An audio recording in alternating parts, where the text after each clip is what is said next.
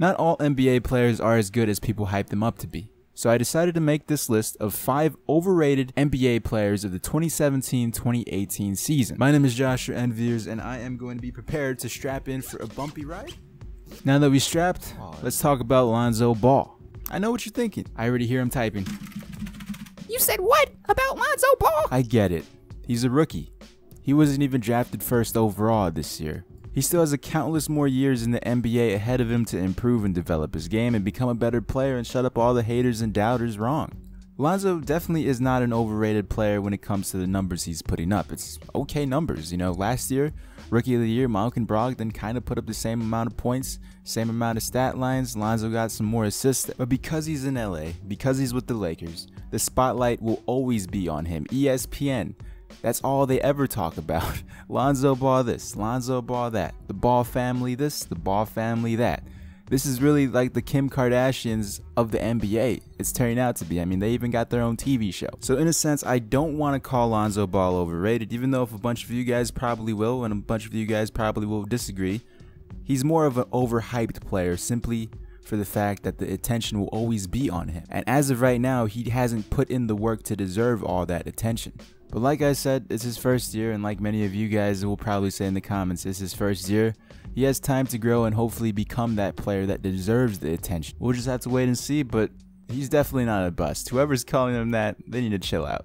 Sticking with point guards, let's talk about Jrue Holiday. I love Jrue Holiday, man. He is a top 15 NBA player when it comes to NBA contracts. He's getting them checks, and the Pelicans are still struggling year after year with top talent like DeMarcus Cousins and Anthony Davis.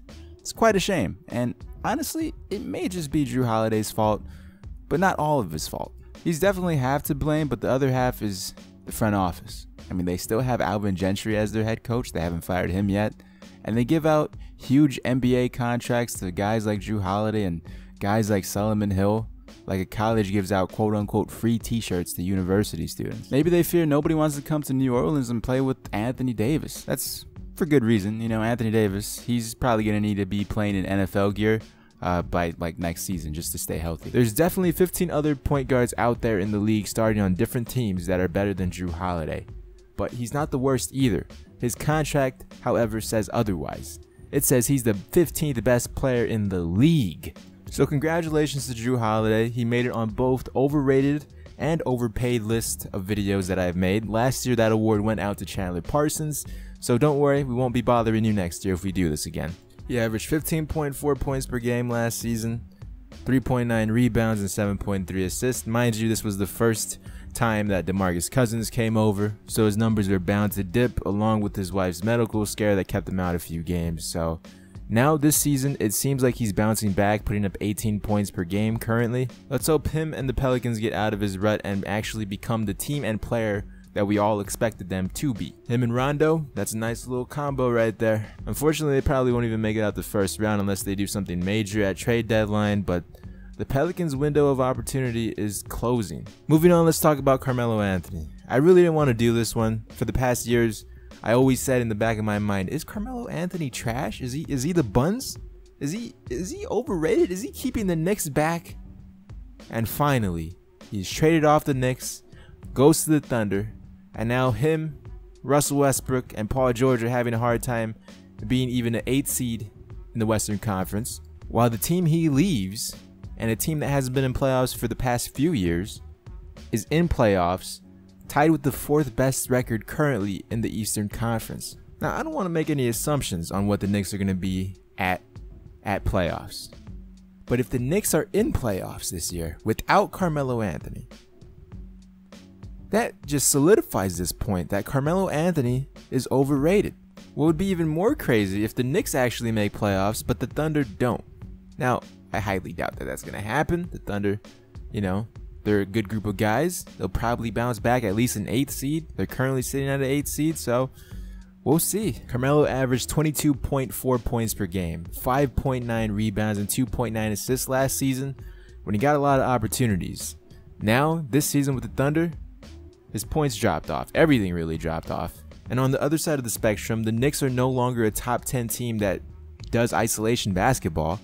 Their defense improved as a team, and their offense as well. Maybe it's because the Knicks finally got rid of the triangle offense and decided to let Coach Hornacek coach the way he wanted to.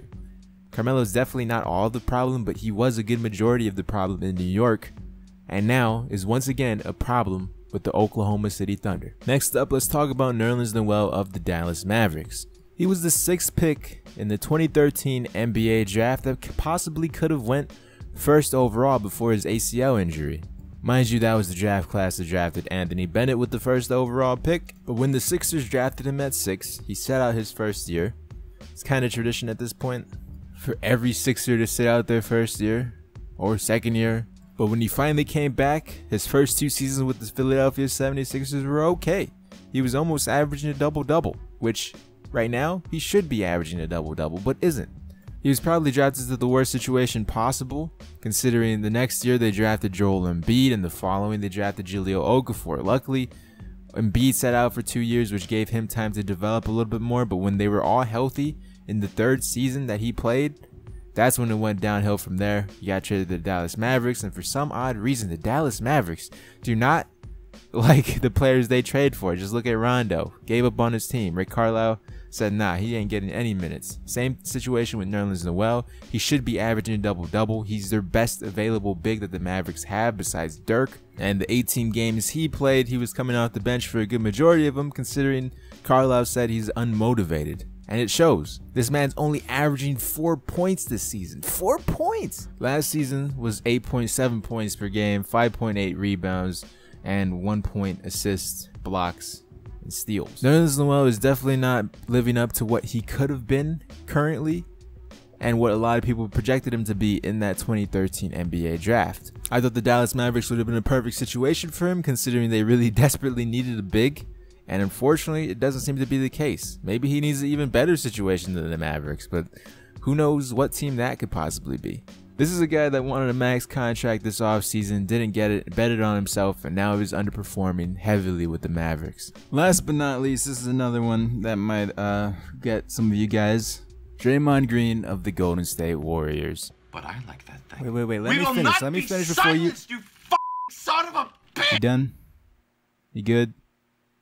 Got it all out of your system there, buddy? Last year, Draymond Green averaged 10.2 points per game, 7.9 rebounds, 7 assists, 2 steals, 1.4 blocks a game, and a lot of people say, don't look at the stats. Don't look at the stats when you're talking about Draymond Green. He's an amazing player, deserving of the Defensive Player of the Year last year. A lot of the things Draymond Green does doesn't show up in the box score, and he's the glue guy of the Golden State Warriors. The Warriors need him. He can play all 5 positions. He can guard all 5 positions. Why do you believe Draymond Green is overrated? I know you just told me not to look at the stats, but these stats don't scream Defensive Player of the Year. Year after year after year, I know it would be unfair. You could give the Defensive Player of the Year award to Kawhi Leonard, but that would be boring, and I understand why the NBA did not do that. They gave it to Draymond Green instead, but even at that, my runner-up would have been Rudy Gobert. They show no love to big men anymore when it comes to Defensive Player of the Year awards after Kawhi Leonard set the standard. In my mind, the Defensive Player of the Year award didn't go out last year. I'm not a Golden State Warrior hater.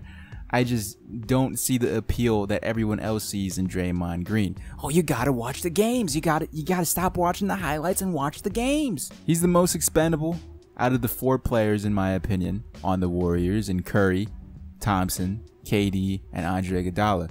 If you put Draymond Green in any other situation, he does not thrive the way he is thriving for the Warriors. He is the perfect system player for the Warriors, and there's absolutely nothing wrong with that, considering he's been mighty successful at it.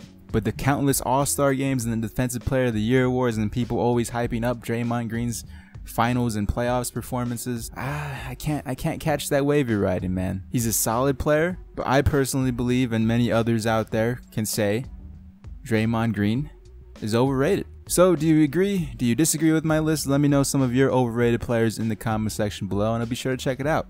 Leave a like on this video if you did enjoy. Check out some of my other videos, and I'll catch you guys in the next one. I just put a 4 to tech, now I'm gone. Feeling like these fucking niggas sleeping on my songs. They gon' know me.